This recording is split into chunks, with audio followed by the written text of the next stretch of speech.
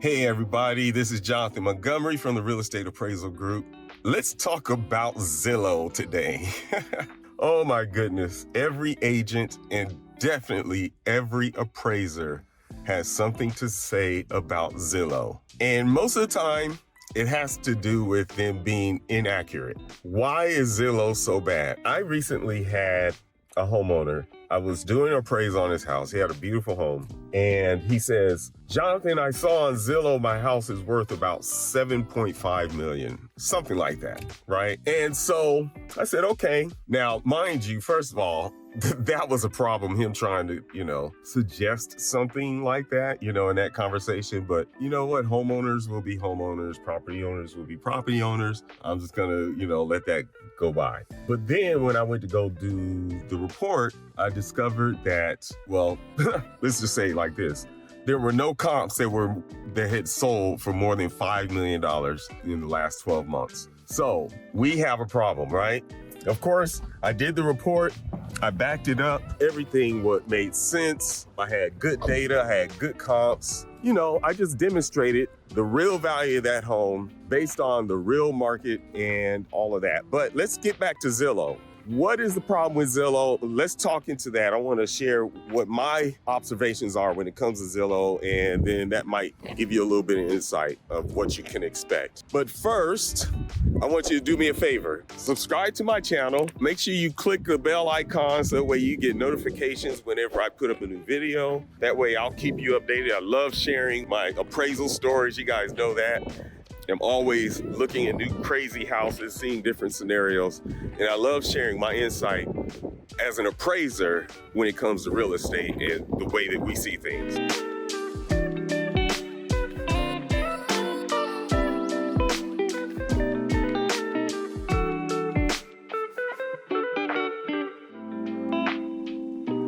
Let's talk about Zillow. The big problem with Zillow is that it doesn't have any way to differentiate one house from another. What am I talking about here? Well, let's just start with, for example, let's act like we're in a parking lot here. I got a whole bunch of different types of cars in this area.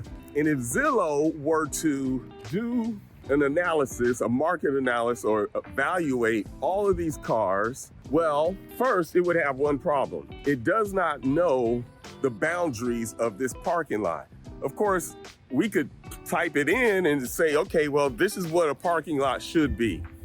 But then when we go to the next parking lot, there's going to be a different set of boundaries. Well, it's the same thing with Zillow. Zillow does not know where your neighborhood starts and where the boundaries are. So it's going to use comps that are from outside of your neighborhood or could be outside of your neighborhood that should not be used as comparables when trying to determine the value of your home. So that's point number one. Next, the other big problem is that Zillow does not know the difference between different types of houses. Now, it's gotten a little bit better at that.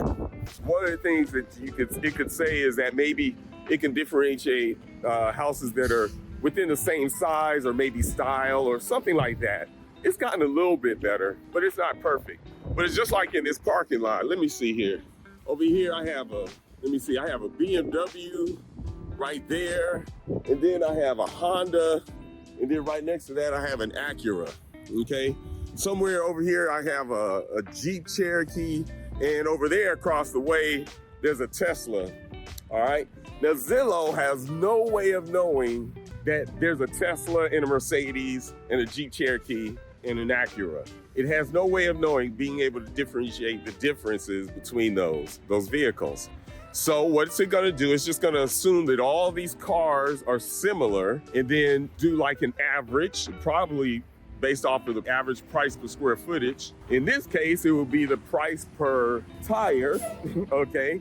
And by the way, I'm trying to make sure I don't get run over because there are cars and trucks driving through this neighborhood. But here, Zillow would say, okay, we're going to take the average price per tire and we're going to average it out. And then that is the value of your car. And it's doing the same thing with houses. It's saying, all right, well, all of these houses are about the same size. They have about the same style. And so we're going to average them out based off of the most recent sales in the neighborhood. By the way, it still doesn't know your neighborhood.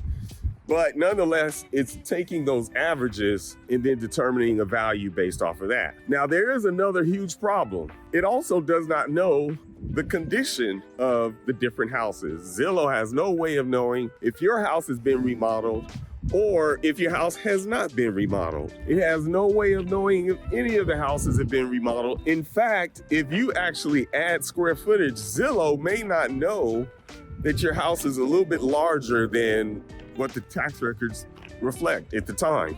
And sometimes county tax records could take, there could be a delay, and Zillow has no way of knowing. So those are just a few of the factors. The best thing to do is call an appraiser, or you can call an agent. Ask them to run a comparative market analysis. If you want to have an appraiser do it, we're going to look at the comps that are in your neighborhood closest to your home, most similar to the condition and the style and the size of your home. And then we want to determine and use, we use a lot of statistical analysis, regression analysis to determine what are some of the trends and value trends going on in that market area.